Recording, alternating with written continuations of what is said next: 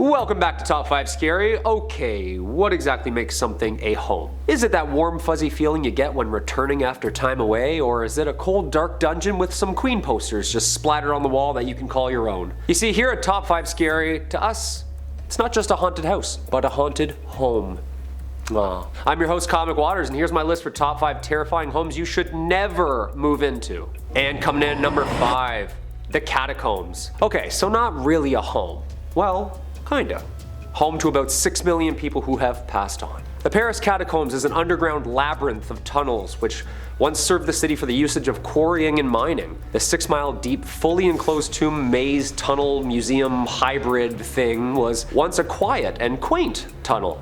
Empty and spacious. But what could we use all this space for? And once the cemeteries of Paris started overflowing, people really didn't know where to put all of the remains. Light bulb. Charles Axel Guillemot was tasked with transferring the remains of all prior collapsed cemeteries to their new home underground in the unused mine shafts that now stretched across and under the streets of Paris. He was the inspector of the Department of General Quarry Inspection, and so it began.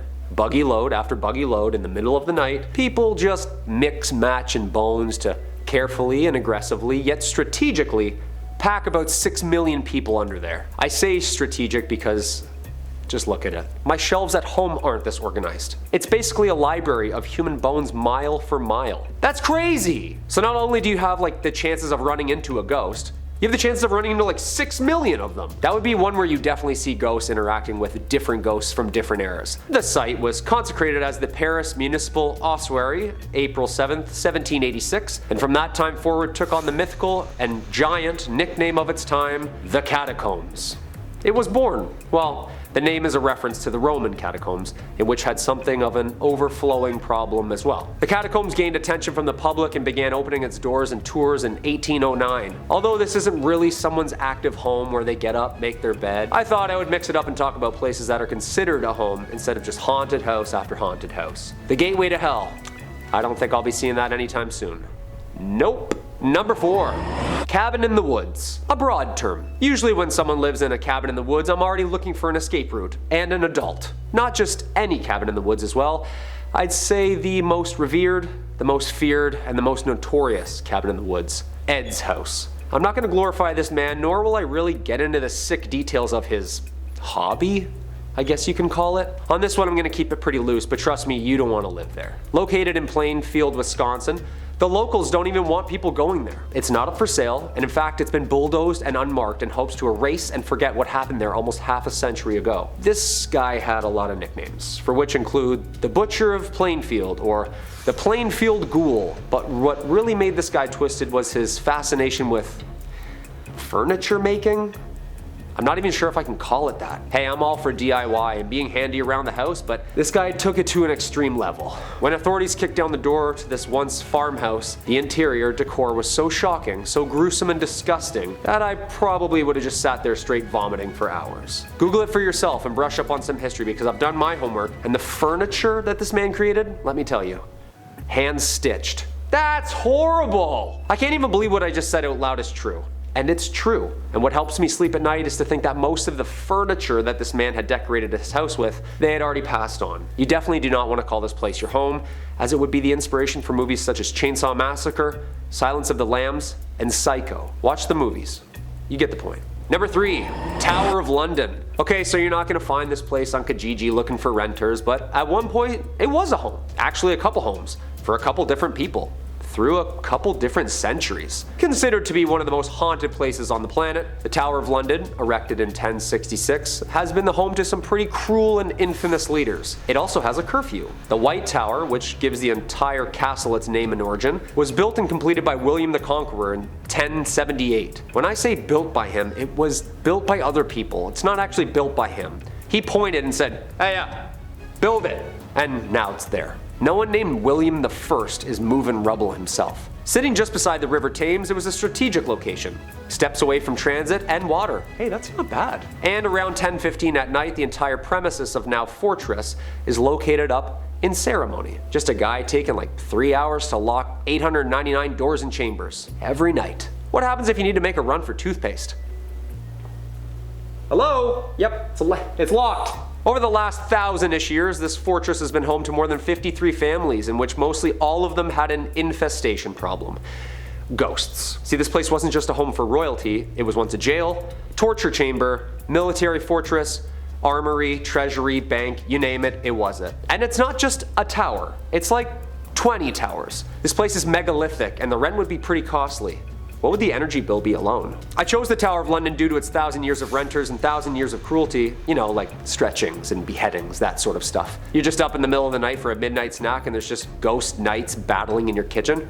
Hey, guys, the swords are a little loud, kids are up at 8, okay? It's a respect thing. The Tower of London is active, open, and riddled with tours. Its history is rich and ruthless, and it's claimed space on this planet forever, and remains a symbol of the British Empire and the entirety of her dark history. Number 2. McKamey Manor. A modern and quaint Summertown, Tennessee home. McKamey Manor is an American haunted house attraction. This survival story horror event hybrid is performed and enacted by actors and the owner himself and operator, Russ. The home and owner of creator Russ McKamey and his family, this extreme haunted attraction is barely a funhouse, barely a haunted house. It's more like a full-on immersive experience of your worst fears. It was founded in San Diego by Russ and originally located on his property. To be exact, his backyard, garage, and basement. Do some homework, this place isn't for the faint of heart, trust me. The original 10-hour experience was so disturbing that there was a $20,000 reward at the end of the tour. If you've seen any scary movie in which involves rope, duct tape, and carrying someone at some point, then the tormentors, or actors, that Russ has hired for such events do exactly that, for like 8 hours. Straight. The house operates year-round, offering visitors tours and has months of waiting lists. Guests need to sign a liability waiver just to participate. That's a pretty serious viewing. Items on the waiver include the inability to leave. Yeah, that's kind of a deal breaker right there for me. You can't leave until we say. Guests are subject to various forms of physical and psychological torture, including having bones broken, teeth removed without anesthesia, and being drugged. Sounds aggressive, but Russ says that the guests get so into the attraction that they do some of the harm themselves. That's right, you see, Russ is very careful to ensure that it is completely and yet an immersive yet fake experience. The whole thing is videotaped for safety purposes, and authorities are included in knowing when and who these experiments are happening to and on which day. McKamey Manor has attracted significant controversy though, criticism and media scrutiny over the years due to its 27,000 participants and its impact on the surrounding area. Many believe that it's an unsafe adventure and have called it taboo things like torture. Hey, you don't kink shame someone, okay? Some people like to be fish hooked and spiders crawling all over them for 6 hours straight. Maybe you're just vanilla. This is like Hell Week for the seals, but like clowns and fake blood and stuff. Yeah, no way, I'm out. If you're feeling brave, Russ has publicized the adventure and numerous testimonies and documentaries have been done surrounding this immersive tour, which gives you a pretty good indication of what to expect. I would safe word in like the first 8 seconds of arriving. Hey, where do I park? Banana pudding, I said it. And number 1, Skinwalker Ranch. This last one is a unique one. Tried to mix it up a little with this list, and this one is definitely a home you don't want any part of. The name alone will make your skin crawl. Or walk. Either or, literally. Skinwalker Ranch is the home to paranormal and scientific researchers and has had them scratching their heads for at least the last 20 years. Thought to be one of the most interesting and bizarre places on Earth, it's home to some pretty weird stuff. Aliens. That's right, Skinwalker Ranch, or Sherman Ranch, which is located in Ballard, Utah, has had its fair share of orbs, UFOs, UAPs, cattle mutilations, and many other unexplainable paranormal events. Skinwalker, originally from the Navajo word for an unruly spirit who shapeshifts into animals or creatures, first occupied by the people of the land, then the Myers, then the Shermans, Bigelow, and new owner Brandon Fugel have all had their fair share of strange events. Robert Bigelow, owner of Bigelow Aerospace, a net worth of $700 million. Huh. Yeah, that guy's definitely seen an alien for sure. He's definitely one of the men in black. He has to be. Bigelow conducted experiments from '96 to 2016, and still, no definitive answers. Or none that we know of course. The amount of cattle mutilation has given this ranch its reputation the most. Herds of cattle here, one moment, gone, another, back, has made the farm almost unfarmable, and now acts as a scientific hub for researchers and even a television cast. The Secrets of Skinwalker Ranch is an active 3-part TV series exploring the nature of things that happen on a daily basis. Does the government know about this place? They must, right? All the UFO news lately, this had to be on my list. It's hard to even pinpoint what the ranch even is or does. Gravity's different there, technology fails there. I'm guessing there's just like a giant mothership under the ground messing everything up.